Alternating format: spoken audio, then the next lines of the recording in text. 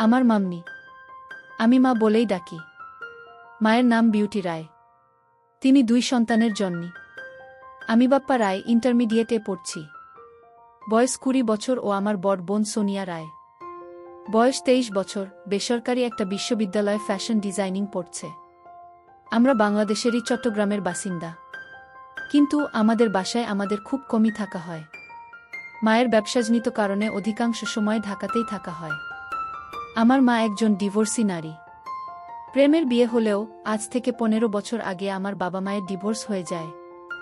এর পেছনে আমার বাবারই দোষ বেশি ছিল। তিনি 1995 সাল থেকে দুবাই থাকেন। বাবা বিদেশ যাবার পর থেকে আমাদের খোঁজখবর নেওয়া বন্ধ করে দেন। পরে আমরা জানতে পারি বাবা দুবাইতে শ্রীলঙ্কান একজন নারীকে বিয়ে করে নতুন সংসার গড়েছেন। বাবা মায়ের ডিভোর্স হবার পর মা আমাদের 2 ভাইবোনকে নিয়ে বেশ মানসিকভাবে ভেঙে পড়েন। প্রেম করে বিয়ে করার কারণে নানা বাড়ির দিক থেকেও মায়ের সম্পর্ক নষ্ট হয়ে যায়। এমন অবস্থায় সামাজিক ও আর্থিকভাবে নিজের একটা শক্ত অবস্থান গড়ে তোলা আমার মায়ের জন্য বিশাল চ্যালেঞ্জ হয়ে দাঁড়ায়। ঠিক এরকম অবস্থায় মায়ের পাশে এসে দাঁড়ায় আমার মায়ের আপন মামাতো ভাই। শুনেছি আমার মায়ের সেই কাজিন মামাতো ভাই ছোটবেলা থেকেই মাকে পছন্দ করতেন। কিন্তু হিন্দু সমাজে কাজিনদের মধ্যে বিবাহ নিয়ম বহির্ভূত হওয়ায় বিশ্বাসটা আর আগায়নি। যাই হোক, মায়ের সেই মামাতো ভাই চট্টগ্রামেরই একজন প্রভাবশালী রাজনৈতিক ব্যক্তি। তিনি আমার মা বাবার ডিভোর্স এর পর ওই হেল্পলেস অবস্থায় আমার মাকে ব্যবসা দাঁড় করাতে সাহায্য করেছিলেন এবং আজও মায়ের উপর বটবৃক্ষ হয়ে ছায়া দিয়ে যাচ্ছেন। বলে রাখি, এখন মায়ের চট্টগ্রাম ও ঢাকা শহরে 3টি বিউটি পার্লার আছে, একটি বুটিক হাউস আছে আর পাশাপাশি একটা ট্যুরিজম এজেন্সি আছে। অন্য ব্যবসাগুলোতে মায়ের এতটা শ্রম দিতে হয় না, কিন্তু ট্যুরিজম এজেন্সির ব্যাপারে মাকে সবসময় অ্যাক্টিভ থাকতে হয়। আর মায়ের ট্যুরিজম এজেন্সির বিশেষত্ব হলো এখানে হাতে গোনা কয়েকজন দেশি এলিট ক্লায়েন্ট আছে, আর বাকি ক্লায়েন্টদের বেশিরভাগই বিদেশি ট্যুরিস্ট ক্লায়েন্ট হিসাবে আসে। আমার মা মিসেস বিউটি রায় 46 বছর বয়সী একজন মডার্ন নারী। পামাথা পর্যন্ত ফর্সা, 5 ফিট 6 ইঞ্চি লম্বা। আগেই বলেছি আমার মা যথেষ্ট মডার্ন নারী। চুলগুলো পিঠ পর্যন্ত কাটা এবং সোনালি রং করা। মায়ের ট্যুরিস্ট ক্লায়েন্ট হিসাবে যারা আসে তাদের অনেকেরই ঘুরতে এসে নারী সঙ্গী ডিমান্ড করে। সত্যি বলতে মা নিজেই সেই কাজটা করেন। অল্প পরিশ্রমে, ভালো অর্থ আর একেবারে টপ প্রাইভেসি মেইনটেইন করে আমার মা এখন আমার বাবার চেয়েও ধনী। বলা যায় মায়ের ডিভোর্স প্রাপ্ত হবার পর একটা জিদ চেপে গেছিল, যে করেই হোক আমার বাবার চেয়ে সে বেশি সম্পদ অর্জন করবে। আর তারই বাস্তবায়ন এই সমস্ত ব্যবসা। আমি আর আমার বোন সবই জানি। কিন্তু আমরা কখনোই মায়ের এসব কর্মকাণ্ডে কিছু বলতে পারিনি, কারণ আজ আমরা যে লাইফস্টাইল লিড করতেছি তা সবই সম্ভব হয়েছে আমার মা বিউটি রায় এর কারণে। আমি 18 বছর বয়সে একদিন মায়ের শাড়ি পরার সময় দেখতে পাই। সেই থেকে আমার কল্পনার রানী আমার মা বিউটি রায়। মা যখন হাঁটে তখন ঢেউ খেলানো রূপ ধারণ করে থাকে। আর মায়ের আরেকটা ভালো অভ্যাস হলো উনি সবসময় পরিষ্কার পরিচ্ছন্ন থাকেন। এই ব্যবসাতে মায়ের পদার্পণ প্রায় 10 বছর হচ্ছে। আমি গত 6-7 বছর হলো জানতে পারলেও আমার দিদি আগাগোড়া সবই জানত। যখন আমার মা 3-4 দিনের জন্য বাড়ির বাইরে ট্যুরে যেত ট্যুরিস্টদের গাইড হিসেবে, তখন আমার দিদিকে সব জানিয়েই যেত, যেন কোনো সমস্যা না হয় আর নিজেদের মধ্যে ভুল বোঝাবুঝিও না হয়। যাই হোক, এভাবেই চলছিল সবকিছু। গত 2020 সালে একদিন বিকালে আমার এক ক্লোজ ফ্রেন্ড আকাশ আমাকে জরুরিভাবে ঢাকার একটা নামকরা রেস্টুরেন্টে ডেকে পাঠালো। আমিও কারণ জিজ্ঞেস করাতে বলল, এলেই বুঝতে পারবি। আমিও ওর কথা মতো ওর দেয়া ঠিকানাতে পৌঁছে গেলাম।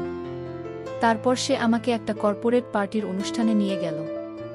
তারপর আমি যা দেখলাম তা দেখার জন্য আমি প্রস্তুত ছিলাম না। আমি দেখলাম আমার মা সেখানে 2 জন বিদেশির সাথে অত্যন্ত ঘনিষ্ঠভাবে আড্ডা দিচ্ছে। আড্ডার ফাঁকে তারা লাল পানি খাচ্ছে।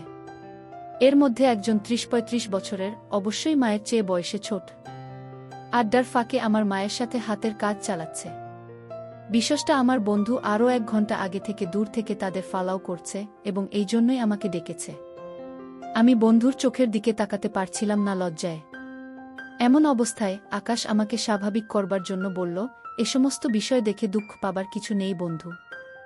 এখন জগতটাই এরকম, তাই দেখে সহ্য করতে পারলে মজা নিতে চেষ্টা কর। আর নইলে চল এখান থেকে আমরা চলে যাই। বন্ধুর কথায় আমি কেমন যেন একটা আভাস পেলাম।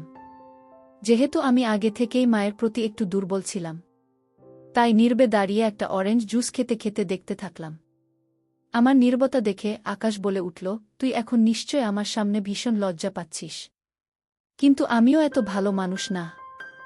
আমিও আমার মা ও মাসিকে এভাবে সুযোগ পেলেই দেখি। আর আমি প্রশ্ন করলাম, আর কি? আকাশ উত্তর দিল, হাত দিয়ে নিজেকে সন্তুষ্ট করি। এবার আমিও একটু অভয় পেয়ে স্বীকার করলাম, আমিও তো একই রকম কাজ করি আরও 1 বছর আগে থেকে। আকাশ, তাহলে তুই লজ্জা পাচ্ছিস কেন? উপভোগ করতে চেষ্টা কর।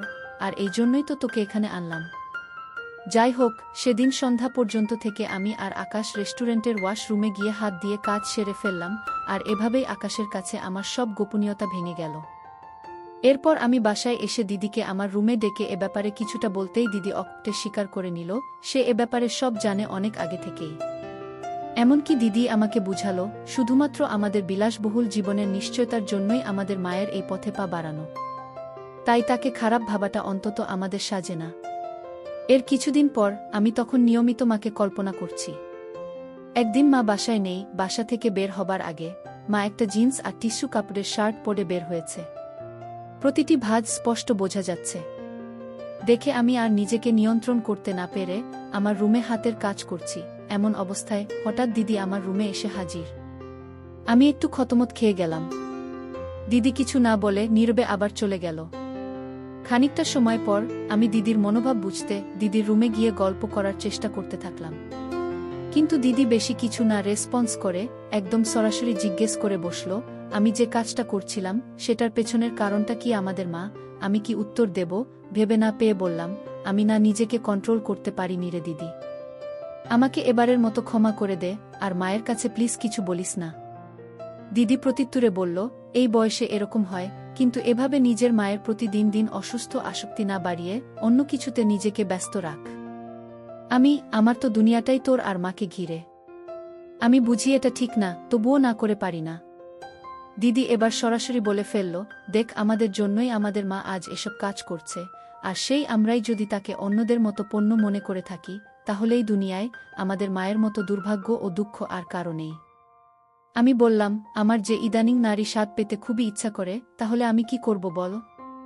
দিদি অনেকটা কষ্ট ও হতাশা নিয়ে বলল, এতই যদি তোর মায়ের অবয়ব নিয়ে ব্যাকুলতা থাকে, তাহলে আমিও তো মায়ের শরীরেরই তৈরি।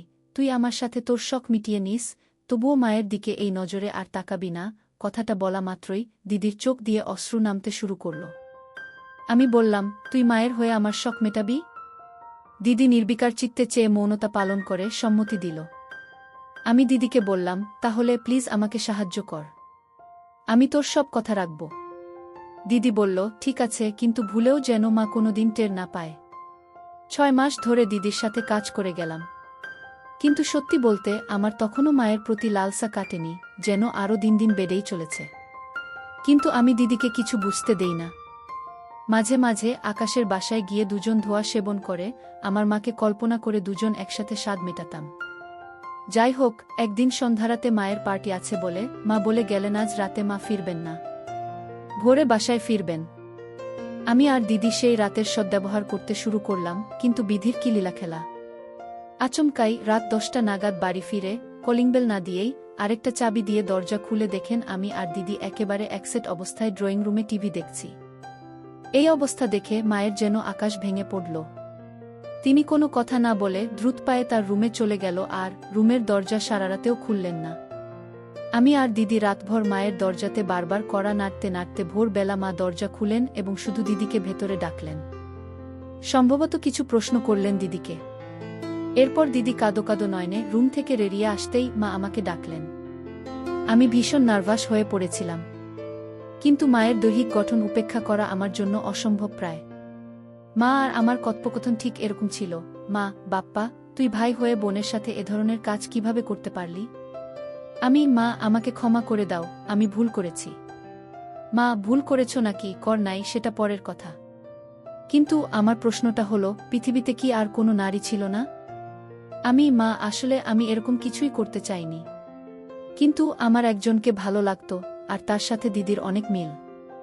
তো আমার পছন্দের মানুষের সাথে এটা কখনো সম্ভব হতো না বিধায় আমি দিদির মাঝে তাকে খুঁজে নিতে চেষ্টা করেছিলাম। আর এটাই আমার ভুল ছিল। মা, কে সেই ব্যক্তি যার জন্য তোমার দিদির মাঝে তাকে খুঁজে নিতে হলো? চুপ করে থেকো না, আমি উত্তর চাই। নইলে আমি এই বাড়ি ছেড়ে আজীবনের জন্য চলে যাব। আমি বলতে পারবো না তোমাকে মা। মা, একবারও ভেবে দেখোনি তোমার দিদিকে নিয়ে আমার কত স্বপ্ন, ওর একটা ভবিষ্যৎ আছে। ওর বাকিটা জীবন পড়ে আছে, ওকে নিয়ে আমি কত স্বপ্ন দেখেছিলাম, একটা ভালো পরিবারে বিয়ে দেব, ওর জীবনটা গুছিয়ে দেব। তোমাদের এসব কর্মকাণ্ড বাইরের মানুষ জানতে পারলে বিষ খেয়ে মরা ছাড়া আমার আর কোনো উপায় থাকবে না। মা, আমি উত্তর চাই বাপ্পা, আমাকে উত্তর দাও। মা, আমাকে ক্ষমা করো, আমি আসলে তোমাকে ওর মাঝে খুঁজে নিতে চেয়েছিলাম। মা, মানে তোমার রূপসাজসজ্জা আমাকে বিমোহিত করে ফেলেছিল, যার প্রভাব দিদি টের পেয়ে নিজেকে আমার কাছে স্পে দিয়েছে, তবুও যেন আমি এই পথে আর পা না বাড়াই। দিদির কোনো দোষ নেই মা, দোষ সব আমার। মা, কি তুমি আমার ছেলে বাপ্পা? তুমি কি বলছো বুঝতেছ? তুমি আমাকে আর 5টা মেয়ের সাথে ঘুলিয়ে ফেলেছ। আমি না তোমার জন্মদাত্রী মা? আমাকেও তুমি এই দৃষ্টিতে দেখো। আমার ভুল হয়ে গেছে মা। মা, এবার ভগবানের দয়ায় নিজের বোনের ভবিষ্যতের কথা ভেবে এগুলো বন্ধ করো, নইলে ওকে বিয়ে দেয়া মুশকিল হয়ে যাবে। তাহলে আমি এই অভ্যাস ত্যাগ করব কি করে মা? তুমিই বলে দাও মা, কতদিন ধরে এইসব কাজ করে চলেছ তোমরা? প্রায় 7-8 মাস। মা, তুমি যে ওকে প্রেগ করে দাওনি এটাই কপাল। না মা, আমরা কোনোদিন কাউকে বুঝতে দিতাম না। মা, আমার দিব্যি কেটে বলো তো বাপ্পা, তুমি কি আমাকে আর আমার মেয়েকে তোমার ওই কুদৃষ্টি থেকে মুক্তি দিতে পারবে? আমি একেবারেই নিশ্চুপ। মা, জীবনে আর কি কি পরীক্ষা দিতে হবে আমাকে কে জানে। আমি যদি আমার মেয়েকে ভিক্ষা চাই তোমার কাছে, তুমি কি এটুকু দয়া করতে পারবে আমাদের? কিন্তু মা, আমি যে ওগুলো ছাড়া একটা দিনও থাকতে পারি না। এতটাই অভ্যস্ত হয়ে গেছি, গ্রস্ত হয়ে যাবার চেয়ে কোনো অংশে কম না। মা, আমার মেয়েকে ছেড়ে দে বাবা, ওর ভবিষ্যৎটা নষ্ট করিস না। বিনিময়ে যা চাইবি আমি তোকে তাই দেব। একটু ভয় নিয়ে বললাম, যদি আমি তোমাকে চাই, এর বিনিময়ে মা তুমি পারবে তোমার চাহিদা আমার সাথে পূরণ করতে? আর এতে কি আমার মেয়েটা তোমার থাবা থেকে নিস্তার পাবে? আমি চুপ করে দাঁড়িয়ে মায়ের মাথা থেকে পা দেখতে থাকলাম, আর মনের অজান্তেই হাসুচোখ ভঙ্গি দিয়ে ফেললাম। মা অনেকটা ঘৃণা ও অবজ্ঞার সাথে এগিয়ে গিয়ে দরজার লকটা লাগিয়ে দিয়ে আমার দিকে ঘুরে বললেন, কথা দাও আমি এখন যা যা বলবো তুমি অক্ষরে অক্ষরে তা মেনে নিবে। বলো মা, আমি মেনে নিব। মা, এই যে এতক্ষণ আমি তোমাকে এতগুলা কথা বললাম, তা শুনেছ কিনা জানি না, কিন্তু তোমার মনোযোগ যে আমার দেহের দিকে, এটা সত্য। আবারও চুপচাপ মাথা নিচু করে দাঁড়িয়ে থাকলাম। এবার মা আরও কড়া গলায় বলে উঠলেন, কি কাজ করতে চাও তুমি আমার সাথে? বয়স্ক ছেলেমেয়েরা যেসব কাজ করে। মা এবার একটু গম্ভীর কণ্ঠে বলে উঠলেন, চালাও তোমার পশুত্ব, তোমার মায়ের সাথে যা ইচ্ছে কাজ করো, কিন্তু আমার মেয়ের দিকে আর কোনোদিন চোখ তুলে তাকাতে পারবে না। আর যদি তা না মানো, আমি তোমাকে দিব্যি দিয়ে বলছি আমি নিজেকে শেষ করে দেব। আর তার জন্য দায়ী থাকবে তুমি। মায়ের চোখের দিকে তাকিয়ে বুঝলাম, প্রথমে রাগ নিয়ে সূত্রপাত হলেও তিনি একটু লজ্জা পাচ্ছেন। এরপর আমি আর কোনো কিছু না ভেবে সম্পূর্ণ মনোনিবেশ করলাম। 2 পা এগুতেই দরজার উপাস থেকে আমার দিদি হাউমাউ করে কাঁদতে কাঁদতে ভিতরে চলে আসলো। দিদি বারবার অনুনয় বিনয় করে আমাকে আর মাকে বলছে, সব দোষ আমার মা, আমার জন্য তুমি এত বড় ভুল করো না। তারপর দিদি আমাকে ধরে কাঁদতে কাঁদতে বলতে থাকলো, ভাই প্লিজ, তোর যা ইচ্ছে আমাকে দিতে মিটা, তবুও মায়ের সাথে এমন কাজ কিছু করিস না। এদিকে আমি দিদিকে বললাম, না দিদি, আমি মাকে কথা দিয়েছি, আমি তোর দিকে আর চোখ তুলেও তাকাবো না। মনে মনে আমি ভাবছি, আজকের এই সুযোগ আমার কোনোভাবেই হাতছাড়া করা যাবে না। দিদি তখনও ঘটনাস্থলে দাঁড়িয়ে হাউমাউ করে কেঁদে চলেছে। এক পর্যায়ে মা নিজেই দিদিকে উদ্দেশ্য করে বলে উঠলেন, এত ভোরবেলা আশেপাশের এলাকার মানুষ জড়ো করবি নাকি? নিজের অপরাধের জন্য যদি এতই অনুতপ্ত বোধ হয়, তাহলে তুই তোর রুমে গিয়ে যা খুশি কর। সাথে সাথে আমার মাথায় একটা দুষ্টু বুদ্ধি খেলে গেল। যেহেতু দিদি আর আমার মাঝে গোপন কিছুই নেই, আর আমাদের মায়েরও দিদির সামনে কোনো রকম ইতস্তত বোধ দেখছি না, তাহলে দিদিকে আমাদের কর্মকাণ্ডের সাক্ষী বানিয়ে নেই। তাই আমি মাকে বললাম, মা ভুলেও এখন দিদিকে একা ঘরে পাঠিও না, হঠাৎ যদি আত্মঘাতী কোনো ঘটনা ঘটিয়ে ফেলে। এটা শুনে সাথে সাথে দিদিকে উদ্দেশ্য করে মায়ের আদেশ, না খুকি, তুই কোথাও যেতে পারবি না। তুই এখন যা যা ঘটবে তা পুরোটা বসে দেখবি। নিজের ভাইয়ের সাথে পাপাচার করতে পেরেছ, আর তার প্রায়শ্চিত্ত করতে পারবে না, তা তো হবে না। এই কথা শুনে দিদি হতভাগা মায়ের রুমের সোফাতে চুপচাপ বসে সবকিছু অবলোকন করতে থাকল। মা যেন আমার প্রতিটি পদক্ষেপ সম্পর্কে আগে থেকেই অবগত। আমি দিদির দিকে তাকিয়ে দেখলাম, দিদি প্রথমে কান্নাকাটি করলেও এখন বোধ হয় অনুভূতি নেয়া শুরু করেছে। দিদিকে বললাম, দিদি, আজ যদি আমি এখানে পুরোটা সম্পন্ন করি, তোর কোনো আপত্তি আছে? দিদি মাথা নাড়িয়ে ক্ষীণা সূচক উত্তর দিল। কিন্তু আমি বুঝতে পারছি, আমাদের কর্মকাণ্ড দেখে দিদিরও মনে খুব ইচ্ছা জেগেছে।